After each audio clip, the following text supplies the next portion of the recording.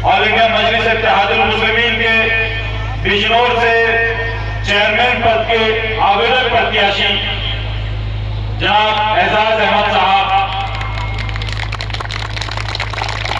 यहां मौजूद तमाम मुअज़्ज़िज़ हज़रात, नौजवान साथियों, प्यारे बच्चों, आपने तमाम वक्ताओं को सुना, तमाम लोगों की तकरीर सुनी। मैं भी कुछ देर अपनी बातें रखूंगा और उम्मीद करता हूं इंशाअल्लाह ताला कि आप समझेंगे और उस पर अमल करने की कोशिश करेंगे। मैं अपनी बात शुरू करता हूं शेर के साथ। मरना हमें मंजूर है लेकिन जालिम की हुकूमत मंजूर नहीं। मरना हमें मंजूर है लेकिन जालिम की हुकूमत हमें मंजूर नहीं। अगर ऐलान दज्जाल का हो चुका है तो मेहदी का जमाना भी दूर नहीं।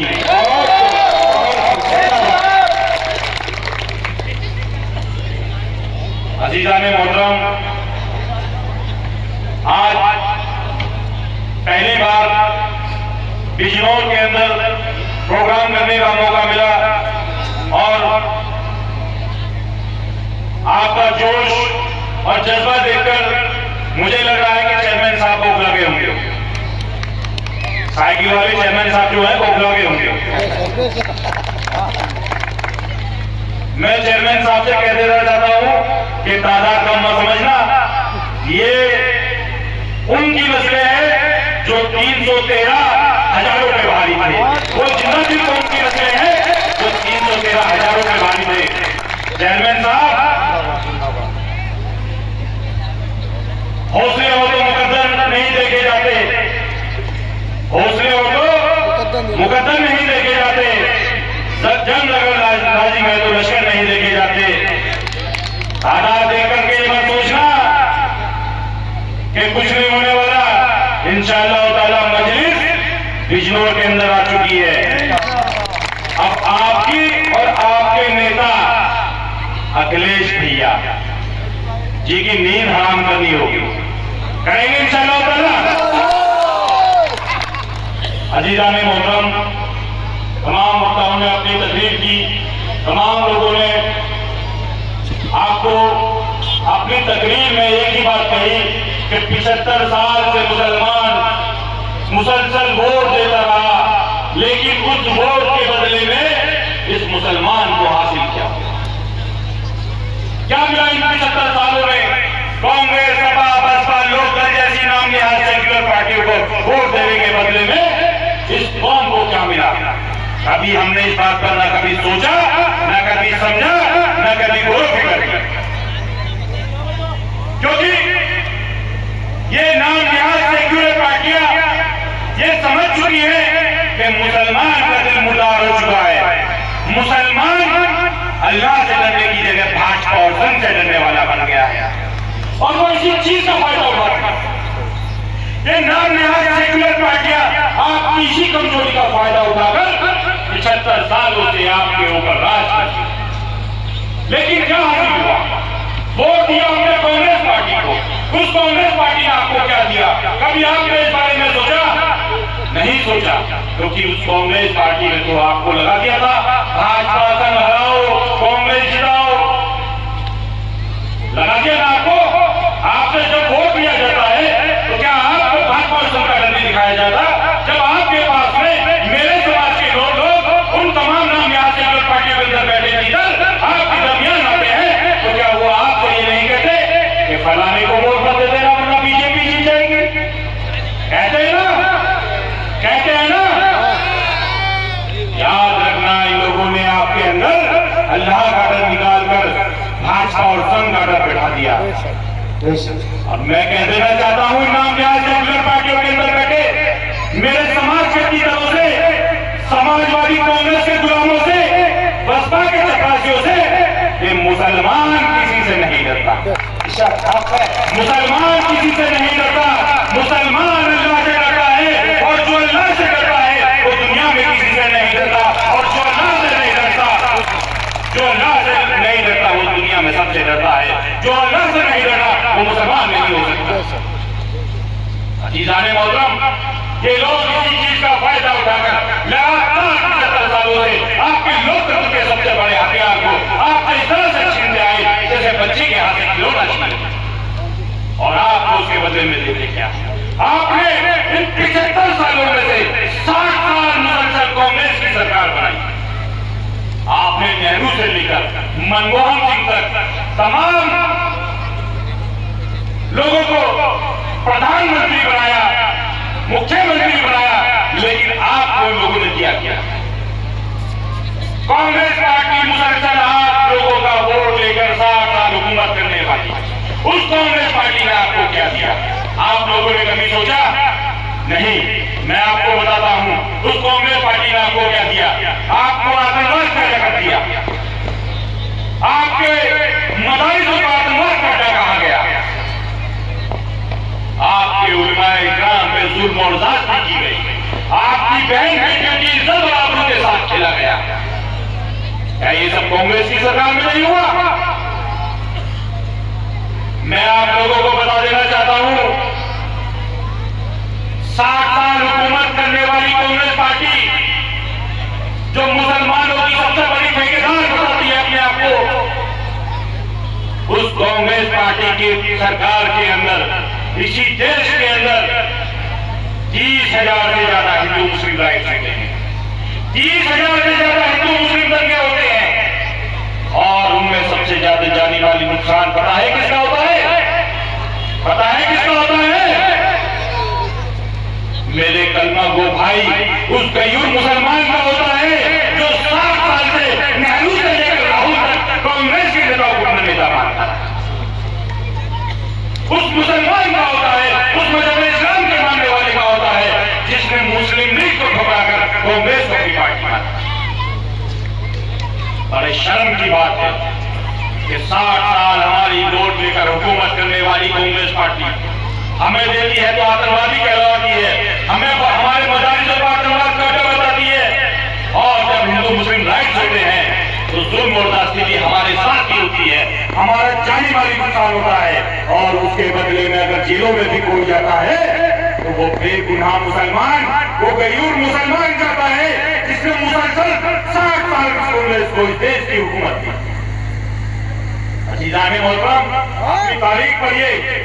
आप लोग जब इस देश के हुक्मरान हुआ करते थे, आप लोगों ने इस देश के ऊपर 900 साल के करीब हुकूमत की। अब आपने बिना भेदभाव, बिना जाति धर्म, बिना मजहब देखे लोगों की खिदमत एक घर के तौर पर काम की, और आज जब लोग ये आपकी वोट लेके सत्ता में आ गए तो पहले आधार कार्ड और राशन कार्ड देखा जाता है, और उसके बाद में उसी के हिसाब से हक और इंसाफ किया जाता है। जब यह मुल्क आजाद हुआ तो आपकी गवर्नमेंट डिपार्टमेंट में 37% की हिस्सेदारी हुआ करती थी, और आज जब 75 साल इस मुल्क को आजाद हुए हो गए, और आपकी वो तमाम पार्टियां जो आपकी ठेकेदार थी, आपका वोट लेकर हुकूमत में आई, उन 75 साल बाद आपकी तादाद गवर्नमेंट डिपार्टमेंट में 2% रह गई। कितने परसेंट रह गई? 2%। 37% से 2% पे आप आगे 75 साल से वोट करने का नतीजा ये है। इसी प्रदेश के अंदर आपकी वोट से हुकूमत में आने वाली समाजवादी पार्टी एक बार नहीं, 2 बार नहीं, 4 बार आपका वोट लेकर सत्ता में आई वो समाजवादी पार्टी, जिसके मुखिया को आपने मुल्ला तक लगा दिया, उसने आपके साथ किया। कभी सोचा आपने? नहीं सोचा, क्योंकि वो समाजवादी पार्टी और मुलायम सिंह यादव, अखिलेश यादव, वो भी समझ चुके थे कि मुसलमान को वोट के बदले कुछ नहीं चाहिए, मुसलमान को अपने बस्तियों की हालत अच्छी नहीं चाहिए, अपने नस्लों का मुस्तकबिल नहीं चाहिए, अपनी बस्तियों में नाली खड़े सड़कें नहीं चाहिए, मुसलमान को अपनी बस्तियों के अंदर अच्छे स्कूल, अच्छे अस्पताल नहीं चाहिए। मुसलमान अगर वोट दे सकता है तो सिर्फ भाजपा और संघ को डराने के नाम पर दे सकता है, और उन्होंने भी वही किया। संघ और भाजपा का डर दिखाकर आपके लोकतंत्र के सबसे बड़े हथियार को धोखे से आपसे ले लिया, और उसके बदले में आपको क्या दिया? आपको दिया मुजफ्फरनगर दंगा जैसे सैकड़ों दंगे, आपको दिए तो ई रिक्शा,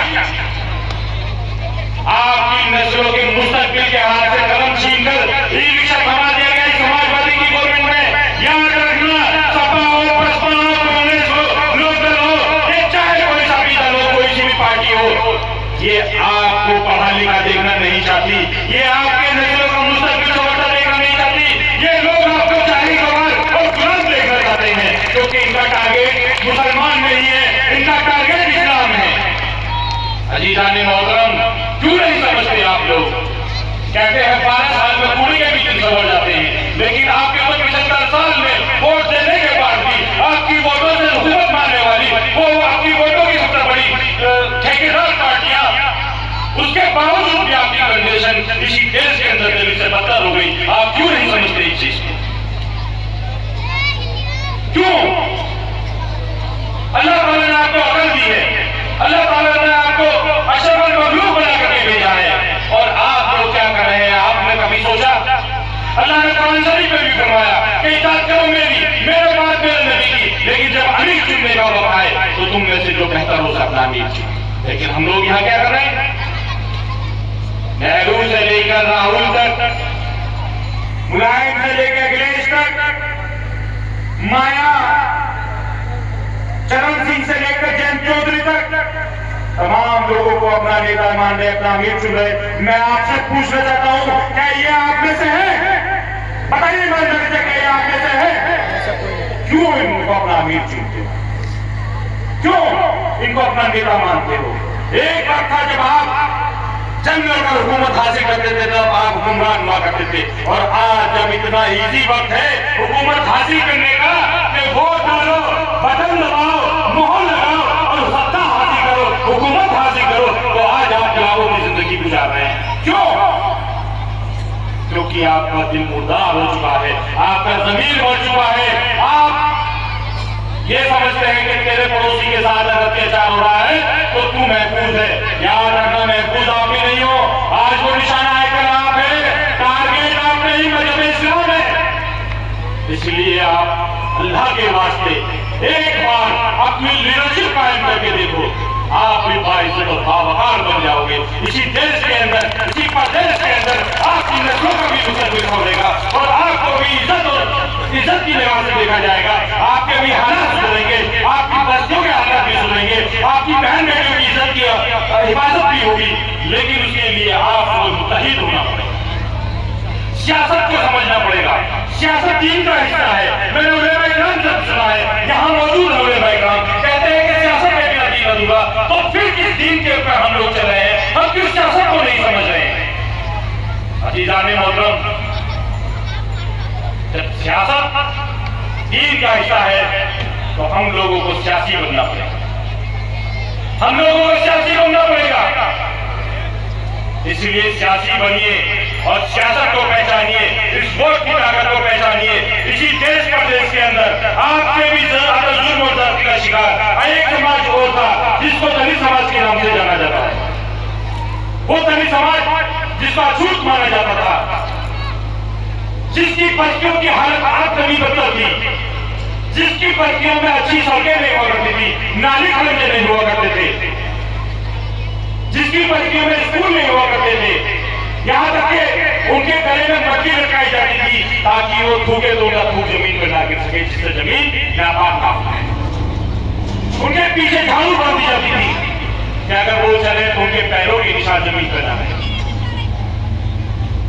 उनकी बस्तियों में नल और कुएं भी हुआ करते थे पानी के लिए। इतना जुल्म और ज्यादती उनके साथ हुई कि उनकी बहन बेटियों को पूरे कपड़े पहनने की इजाजत नहीं हुआ करती। उसका अछूत माना जाता था उस समाज को। बड़ी उच्च जाति के लोग अपने पास बिठाना तो दूर, अगर पास से गुजर गया तो उसको सजा दी जाती। इतना जुल्म और ज्यादती हुई उस समाज के साथ में। और वही समाज आज आप देखें गवर्नमेंट डिपार्टमेंट में आपको हर जगह आसानी से देखने को मिल जाएगी। तो उसकी वजह क्या है? जिसका छूट माना गया हो, जिसके साथ जुल्म और ज्यादती हुई हो, जिसको गोबर से दाना चुनने वाली कौम कहा गया हो, जिसकी पहन बेटी को पूरे कपड़े पहनने की इजाजत न हो, आज वो बाइज्जत और बावकार कैसे बन गई? कभी आपने इस बात को सोचा? नहीं सोचा। मैं आपको बताता हूँ, वो समाज जिसे अछूत माना गया, जिसको गोबर से दाना चुनने वाली कौम कहा गया, वो बाइज्जत और बावकार कैसे बनी? उसकी वजह सबसे बड़ी ये है कि उसने सियासत को समझा और वोट की ताकत को पहचाना। सियासत को समझा, वोट की ताकत को पहचाना और अपना सियासी प्लेटफॉर्म बनाया, अपनी सियासी जमात बनाई, अपनी लीडरशिप कायम की। और जब लीडरशिप कायम हो गई तो 9 साल के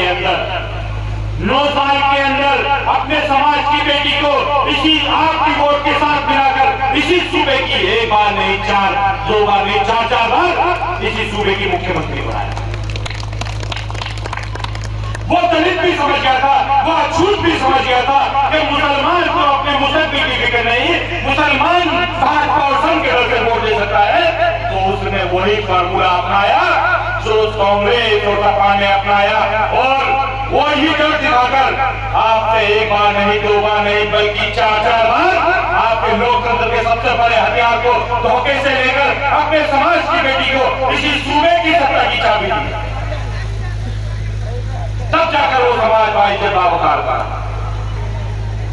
आज मेरा नौजवान चायों की दुकान पर बैठ करके पूरी रात गुजार देता है। यहाँ भी बैठे हैं तो मौज मस्ती कर रहे हैं, क्योंकि एंटरटेन करना है जो 75 सालों से कर रहे हैं। कभी ये नहीं सोचा कि सामने वाला इतना चल करके क्यों आया, क्या जरूरत थी। जिस दिन हम लोग हकीकत से रूबरू हो गए और हमने 75 साल के जुल्म और दस्ती पर गौर फिक्र कर ली, तो इंशाअल्लाह ताला हम बाइज़्ज़त बावकार बनेंगे। हमारी आने वाली नस्लों का मुस्तकबिल भी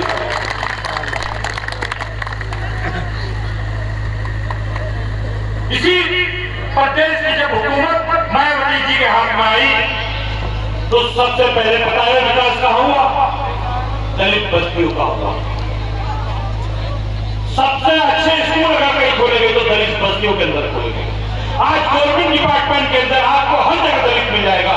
तो उसकी वजह यही है क्योंकि उन्होंने सियासत को समझा और अपने समाज की बेटी को मुख्यमंत्री बनाया। मोहतरम 75 साल कभी सपा, कभी बसपा, कभी कांग्रेस, कभी लोकदल, तमाम नाम यहाँ सेक्युलर पार्टी होती है। जब आपकी जमात, कोई भी जमात किसी भी मजहब से उतर के आपके दरमियान आती है तो आपको आपके इस समाज के भीतर वो जहनी गुलाम जो सपा, बसपा, कांग्रेस जैसी नामयाब सेक्युलर पार्टियों के अंदर अपने मफाद के लिए सियासत करते हैं, वो आते हैं और आपके भाई को गालियां दिलवाते हैं और आपसे आपके भाई को भाजपा का एजेंट कहलवाते हैं, आपसे आपके भाई को भाजपा की बीटिंग कहलवाते हैं और आपसे आपके भाई का बाइकआउट करते हैं। याद रखना, वो जो तीतर है वो कभी आपके लिए जबान नहीं खोलेंगे। आप रिकॉर्ड उठा करके देख लीजिए, आपकी शरीयत में दखलंदाजी की गई, तब आपके लिए कौन बोला? बताइए, क्या पार्लियामेंट के अंदर कांग्रेस से चुनकर गए हुए सांसद नहीं थे? क्या पार्लियामेंट के अंदर समाजवादी से चुनकर गए हुए सांसद नहीं थे? क्या उस पार्लियामेंट के अंदर बहुजन समाज पार्टी या लोकदल से चुनकर गए हुए आपके नुमाइंदे सांसद नहीं थे? कौन बोला आपको? पूरे देश से एक आवाज बता दीजिए, मेरे कायम मेरे नेता बैरिस्टर असदुद्दीन ओवैसी को छोड़कर, जो दूसरी उस बिल के खिलाफ आपके शरीयत में जब दखलंदाजी की जा रही थी उसके खिलाफ लड़ा हो। बताइए एक आवाज। जब ये आप लोगों के लिए नहीं बोल सकते तो आप क्यों वोट देते हैं? आपकी सड़क से लेकर सांसद तक अगर आपकी आवाज कोई बुलंद करता है तो मेरे नेता मेरे कायम बैरिस्टर असदुद्दीन ओवैसी है, ना कि अखिलेश, माया, मुलायम या राहुल जैन है। आप बताइए मुझे, 3 तलाक का कौन बोलता है? बोलिए, 3 तलाक का कौन बोलता है? जब एनआरसी का मसला आता है तो आपकी आवाज कौन बुलंद करता है? जब बाबरी मस्जिद का मसला आता है तो कौन आपके लिए बोलता है? जब ज्ञानवापी का मसला आता है कौन बोलता है? जब बहन बेटियों के साथ हिजाब का मसला आता है तो कौन बोलता है? जब हमारे उलेमा इकराम के सर को टारगेट किया जाता है तब कौन बोलता है? जब हमारे नौजवान के साथ, हमारे बुजुर्गों के साथ चाली टोपी और गोश्त के नाम पर मीटिंग होती है तब कौन बोलता है? जब मस्जिदों से लाउड स्पीकर उतारे जाते हैं, जब मदारिसों की जांच का मसला आता है तब कौन बोलता है? जब हर जगह ओवैसी बोलता है, आपके लिए सड़क से सांसद तक ओवैसी लड़ता है, तो फिर आपकी वोट के हटाइए। नाम नेहाज सेक्युलर पार्टियों के अंदर बैठे मेरे समाज के पिता क्यों, या उनके वो राजनीतिक आका क्यों? अजीजा ने मोहतरम 75 साल का अर्सा हो गया, गैरों को की जिंदाबाद जिंदाबाद करते हुए इतना जिंदाबाद किया, आपने इतना जिंदाबाद की कि आप जिंदाबाद हो गए।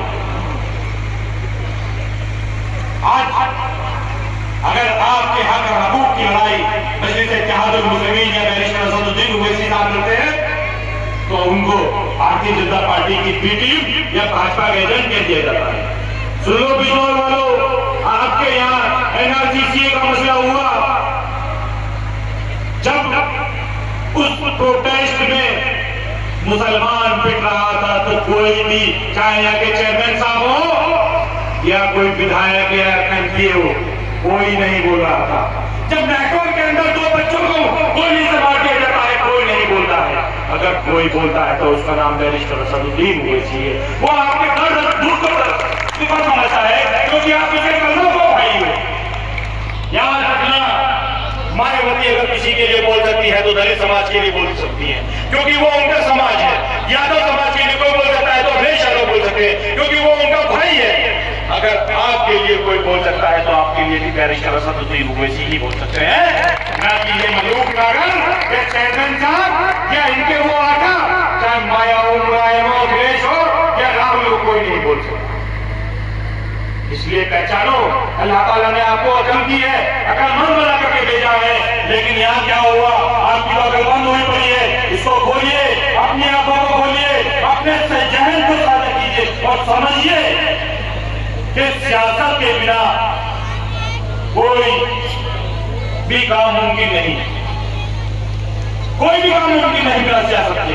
अगर आपकी सियासत के अंदर हिस्सेदारी है तो आपका बच्चा पढ़ेगा भी, अच्छे स्कूल खुलेंगे, अच्छी तरीके से तालीम हासिल करेगा और वो भी किसी गवर्नमेंट डिपार्टमेंट में अच्छी पोस्ट पर जाकर करेगा।